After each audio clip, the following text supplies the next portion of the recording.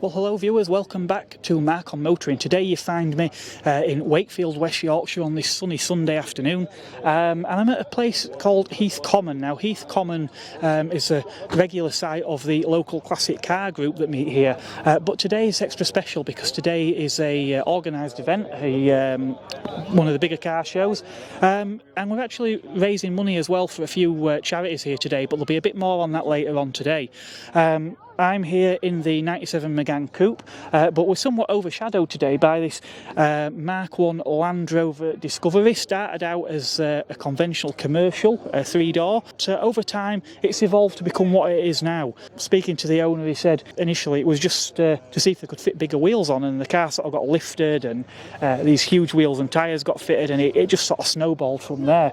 But it's great to see. It's been getting a lot of attention, and the kids really seem to like that, especially the smaller children that sort of pick it out of the crowd and immediately point and shout monster truck.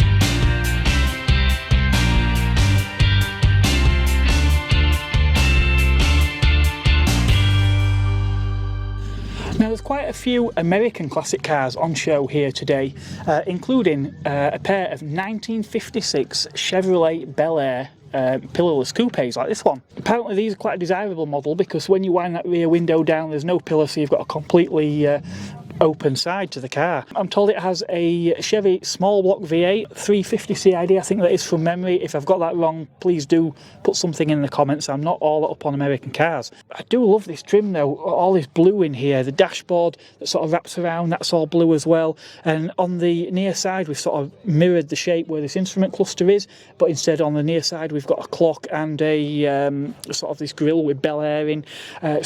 As you'd expect, screams 1950s. Huge steering wheel. Again, I did have to sort of shoehorn myself under this wheel climbing in, but once in, no problems at all. Visibility is quite good despite the windows being quite shallow. We appear to have little quarter lights as well, which is a nice touch on these cars. I do like this steering wheel as well, very thin, again blue to match the rest of the interior with this sort of chrome horn ring in the middle there. We also appear to have our gear select on the column as well, which again was sort of quite a common thing for this type of vehicle in this period. So I've managed to find a car here today that is so big I've had to actually put the camera further away just to fit in. So this fabulous estate car behind me is owned by Mark. What have we got here, Mark? Yeah, this is my 1972 Plymouth Fury custom suburban station wagon, and the full name of the car is as big as the actual car is. Yeah, did it have a panel big enough to fit all letters on? It just has a small badge that says Plymouth Fury. Custom's the right word for it though, isn't it? You've got a lot of memorabilia on here. Yeah, I've got a lot of memorabilia. I just love collecting the American memorabilia for the roof of the car. I've collected it as I've gone along over the years. Yeah. So what did it start with then? What first item you added? The actual first item was the actual this surfboard that I bought on eBay. I bid on it on eBay, and when I went to pick it up, the lad told me, he met me at the door and he told me that he was like a surfing dude, this guy, that boy from, and he told me how good it was at dibbing and dobbing and surfing and how good it was at buoyancy, and I went along with a cordless screwdriver, a cordless drill, and I drilled 2 holes in it and bolted it on. So you're not a surfer then? That's what he said. He says, "You're not going surfing?" I said, "No, it's for the roof of my car," which I thought was normal, but he thought I wanted it for surfing, which I didn't. Yeah. Yeah. I suppose he probably presumed it were going on when you said a car. He probably thought a Beetle or a Transporter or something. Yeah, well, I turned up in this actually, and it went, whoa! I said, yeah, it looks good. I bolted it on, but I had to keep my speed down going back because I just didn't bolt it in the right place. So I put a strap on as well. Yeah. So what's your favourite item then? The favourite item? Well, I keep changing it. I like the radio that I've put in it. Yeah. I do like the surfboard, and I like this. This is off American Airline. Yeah. It's an airline food container. Oh right. Oh, looks like we've got a visitor. Oh yeah, and a skeleton in the back. Yeah. It's just a bit of a laugh. Well, you've got to have a skeleton in the back, haven't you? Yeah. So, yeah. So, any future plans? Just to keep it on the road. I just love it as it is. I'm not going to, as you know, I'm not going to paint it. No.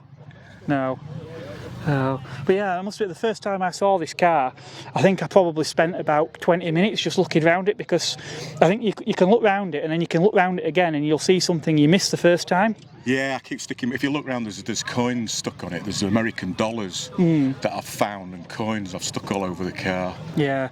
That. So it's become something of a mobile museum then? Yeah, that's right. Yeah, I think somebody's telling me that they want to go. No, we're not going just yet. Well, who am I to keep you? It's been nice speaking to you and having a look at this rather unique car that seems to be bringing a lot of cameras out all of a sudden. Yeah, everybody's here, aren't they? Yeah, no, my pleasure. What a wonderful day today. Yeah, it's a bit too warm for me though. Hand foot camera. Yeah. No, thanks a lot. Yeah, Take great, care. thank you.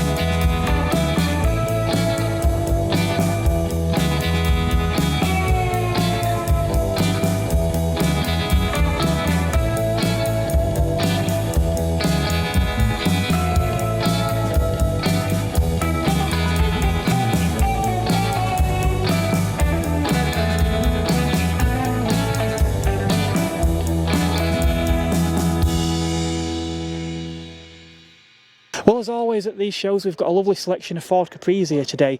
In particular, we've got a really, really nice Mark 1 here, owned by Trevor. Yes, that's right. And I've owned it for 47 years. Blimey. It's actually 51 years old. Right. I bought it when I was 3 years old, and I've just looked after it and had it ever since. Yeah. And why change a good car? Well, exactly. And as the Ford used to say, it's the car you've always promised yourself. Right. I promised myself one, and I finally got one. Yeah. You were telling me off camera that you had an Escort before that. Yeah, I had a Mark 1 Escort, and I sold that for £600. This was up for £1,000. I was still £400 short, so I used the bank of mum and dad years ago, as many people did.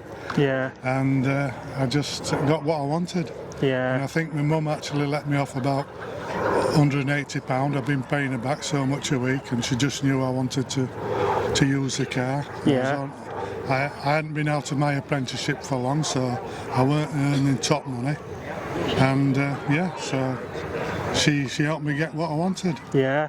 And it's great to see that all these years on you've still got the car, and obviously they're worth a lot more than £1,000 now. That's right. Well, the last time I had it valued, it was going over 30 grand. Yeah, I can imagine. So after £1,000 initial payout, and just looking after it over the years, yeah, I think it's definitely value for money. Yeah, I know the Mark ones were always a little bit more collectible, but even so, there were a point where Capris really were in the doldrums and they weren't worth a lot of money. So to find a nice one that's been in the hands of one person for so many years, I presume it was one owner prior to yourself. Yes, that's right. Yeah. So yeah, I actually bought it off the manager of the Marine Hotel in Leeds. Right. In 1974. Yeah. So yeah, I know most of its history. I know the car inside out. Yeah. And I just look after the old girl. Yeah. So I presume it's never been restored or anything. Is this just? Well, before I retired, I thought I'm not going to have as much money when I retire. So I did have a full body respray on it. Okay. But up until then, I'd always looked after it. Yeah. And it's just paid off.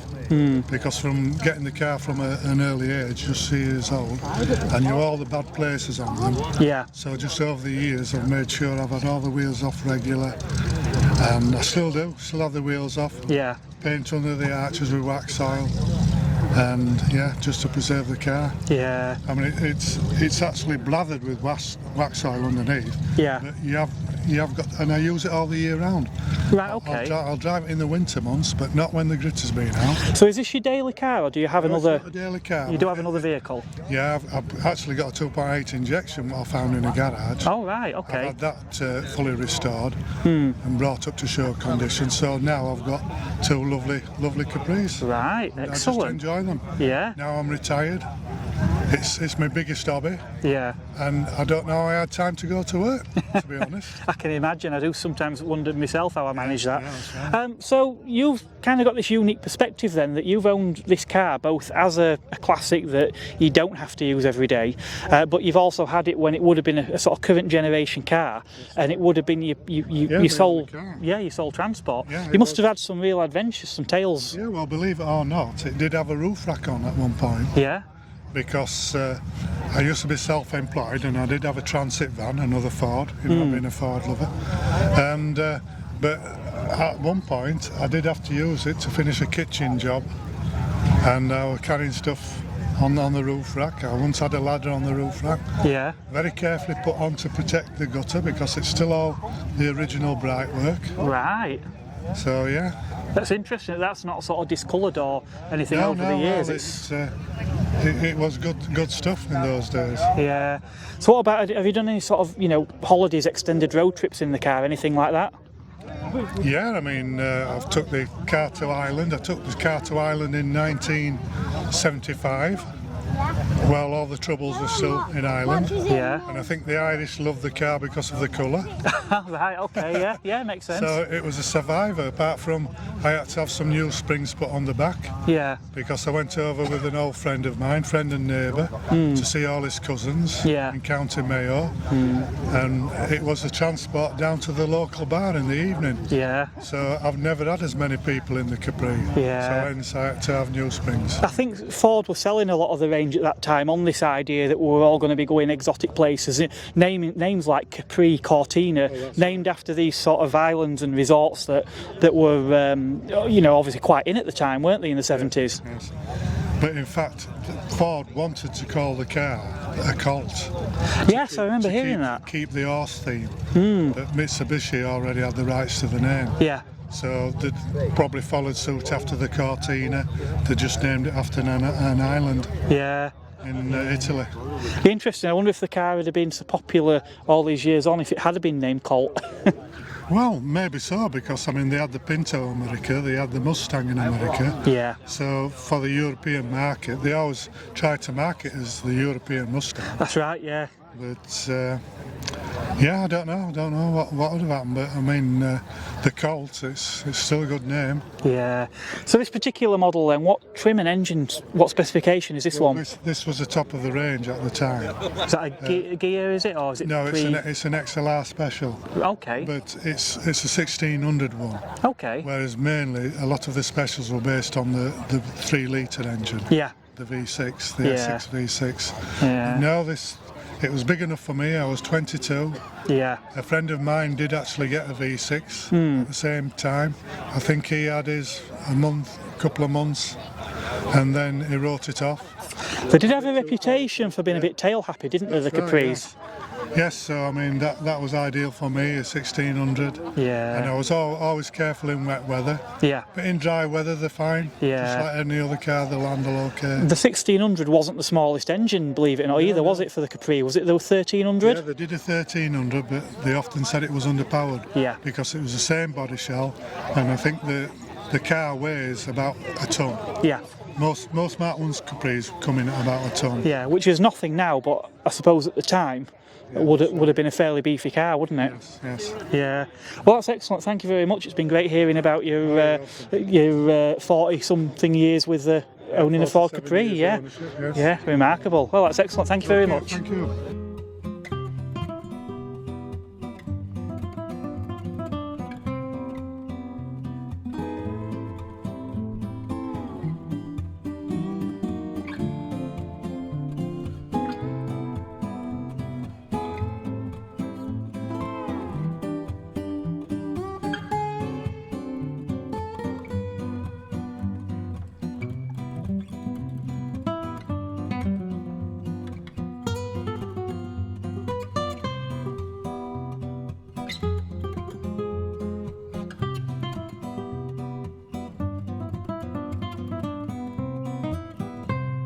Now, we used to see 1960s cars at classic car shows, but we're increasingly starting to see more cars from the 80s and 90s.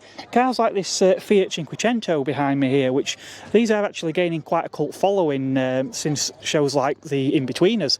But Adam here has got a rather unique Cinquecento, because this one runs fully electric. So, Adam, why did you go down the route of producing an EV version?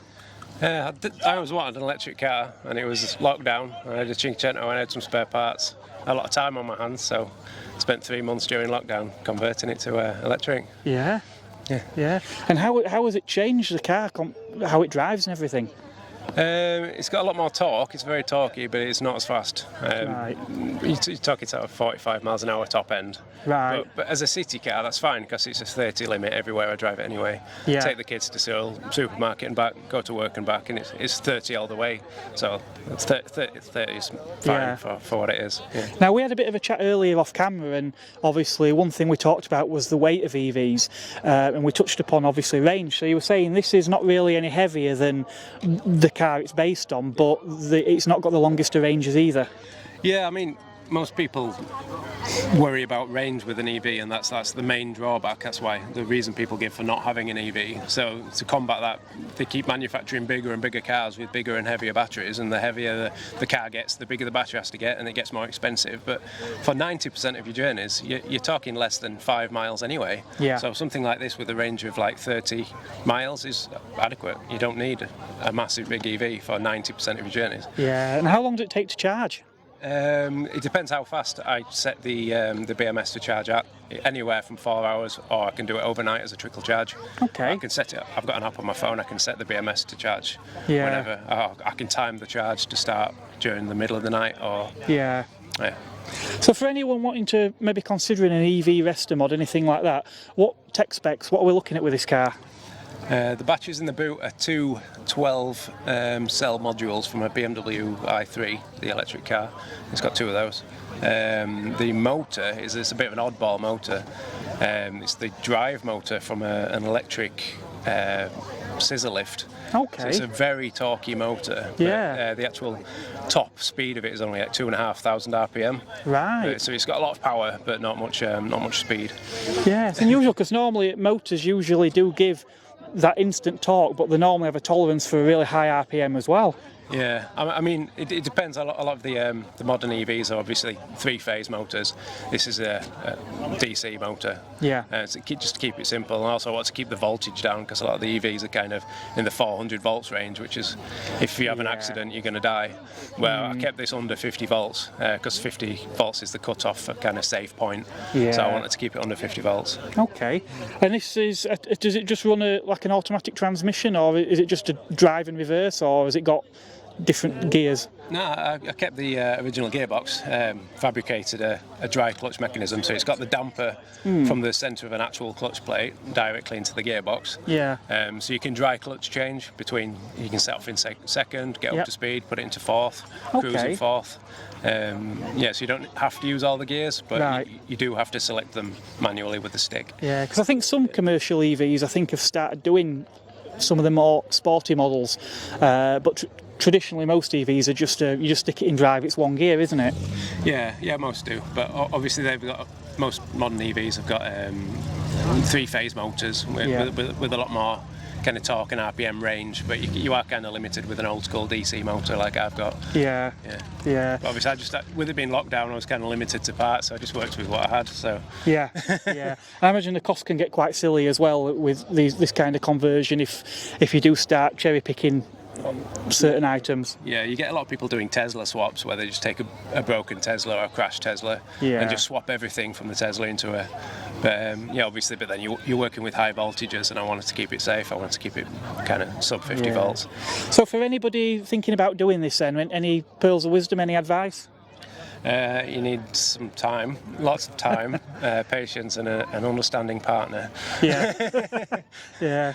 It's a lot of hours in the garage. That's like any classic car then. Yeah, pretty much. Yeah, brilliant. Well, thank you very much. It's certainly been interesting and something very different. I think it's the first EV, certainly the first sort of Resta mod type EV that I've actually featured on the channel. So yeah, thank you very much. Thank you very much. So today's classic car show is to raise money for a few important charities, one of which is Yorkshire Air Ambulance. Now I'm joined by Helen here, who is a fundraiser for the charity. I am, nice to meet you. So if people want to help, what can they do to help out the charity? So today's all about raising awareness. We're really fortunate that we've been chosen as one of the charities that today is in aid of, and we're really lucky to be here. But today we've got the stall, we're selling merchandise, we've got a few games for children to play on, or adults alike, and just to raise awareness for the charity in the main, really. Thank you. Yeah. Yeah. Okay. If somebody wanted to donate, can they go online and do that? They could do it in different ways. So we have regular giving, we've got a shop online that they can buy merchandise from, they can do donations online, they can come to events like we have today where we can take cash sales or card payments as well. Yeah. Lots of different ways that they can donate. Yeah, and what about volunteers? So we have up to 200 volunteers in the charity. We rely very much so on our volunteers to help spread the work of the charity and the work of the crew. It costs the charity actually £12,000 a day to keep both our helicopters flying above Yorkshire skies and saving lives, so we rely on events like today to help us do that. Yeah, obviously it's a lot of money to keep that going, but no doubt worth every penny. It is definitely. It actually equates to £4.4 million a year. But across Yorkshire there's 5 million people, so if everybody just gave £1, it would actually cover the cost of running the charity for the year. Right, so if everyone gave £1, it's nothing really. It's not even a cup of coffee, is it, anymore? No, not at all. Very small change to some people, but we're very grateful for everything that we do get. Yeah, I mean, if you think every sort of major road traffic accident, that sort of thing, where the air ambulance can get to places faster than what you can do by road, and it really can make the difference, can't it, between life and death? Definitely. We're the largest county in the country, and across Yorkshire you've got lots of road motorway networks. We've obviously got lots of countryside, so there's lots of different areas, built-up areas that our helicopter can help support the land ambulances with quite quickly. We've also got 2 rapid response vehicles, so we can get to incidents close to the air bases quickly as well as flying to them. Yeah. I imagine, how many people do you think the air ambulance has helped while it's been in service? Must be a lot. Thousands. You can actually find statistics on the website which are updated daily, so it's about 4 to 5 missions every single day across Yorkshire, so we're out there a lot, and just being here today we've seen it actually fly over from Nostell 3 times already, so it's been a sunny day, it's a busy day for them. Yeah, excellent. Well, thank you very much for speaking with me, and obviously for coming here and doing what you're doing today. So that's wonderful. Thank you very much. No. So yeah, a very worthy cause. There is one other charity as well here today who they're collecting for, so we'll go and have a quick word with those as well. So obviously it takes a lot of people behind the scenes of these events to actually do all the planning, organisation, and just to make sure that things run right on the day. Now I'm joined with Colin. Now Colin has been involved with this show right from the start. So Colin, Violet. with Violet. So Colin, tell us a little bit about how this all started. There was some show years ago and they decided to pack up. They didn't want to run one, so I met with my partner Violet and we discussed it, and then we sort of set this show up, like I say, into beginning at 2009-10 show, and then we've just carried on from there. Yeah. We do the anybody who wants to come along and take part, we do. Yeah. Now obviously you're involved with a lot of charities as well. Well, aye. Yeah. There's a fairground man comes and burger van, and then we just go all meet up here. Yeah. The phone calls come in by my phone. Michelle, if anybody wants to see Michelle, they call it well, don't they? Yeah. And discuss any car stuff, and can they come along and they raise money for. Yeah. Everything else. Well, so I've already spoken. The main two charities are these two. Yeah. So I've spoken to someone from the Yorkshire Air Ambulance already, but another charity involved here today is the Well Project. Michelle, would you like to join us? Hi. Michelle's been reluctantly volunteered to come and talk to us on camera today. So I'd never heard of the Well Project, so would you like to just tell me a little bit about what it involves? Alright, so the Well Project started in 2009 from the back of a minibus. We run loads of youth clubs, food bank, coffee mornings, seated exercise, walking football, walking cricket, with help from other agencies like Coalfields Regeneration, Normanton Council, we do the Meet and Eats Diner. We do all sorts in the community, so we're a little community centre, totally self-funded. Colin helps us raise money here by holding this event, and it's a good fundraiser. Yeah. So if anyone can help in any way, whether that be by donations, or even getting involved volunteering, website is on the van, so I'll make sure I get a shot of that as well. So yeah, if anyone wants to get involved, do get in touch. Thank you very much. Thank you.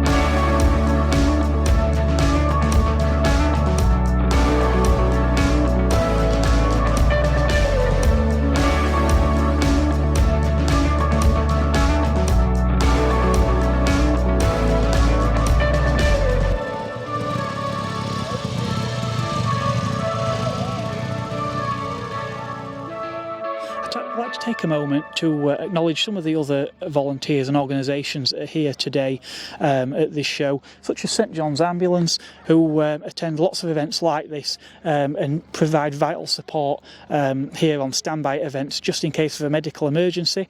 And in the case of today, I think they've been doing a few other things here as well. It's great to see them here participating in the event. Well, that's another show drawing to a close, sadly, and with it this week's video, but there will be plenty more to come, so please make sure you do hit that subscribe button and the bell notification so you'll be informed when the next video goes live. Still lots more to come. I've got another event. I'm hopefully an Italian car day at the Motorist tomorrow, so with a bit of luck that video will be to come soon. Also, I've been filming some reviews. I've got one that I've filmed but not edited yet. And I have been offered some other vehicles as well, so hopefully they'll all be to come in due course. Until next time, it is goodbye from me, and thank you very much for watching. So what would you say is your favourite accessory then? Favourite accessory to go with the car? These.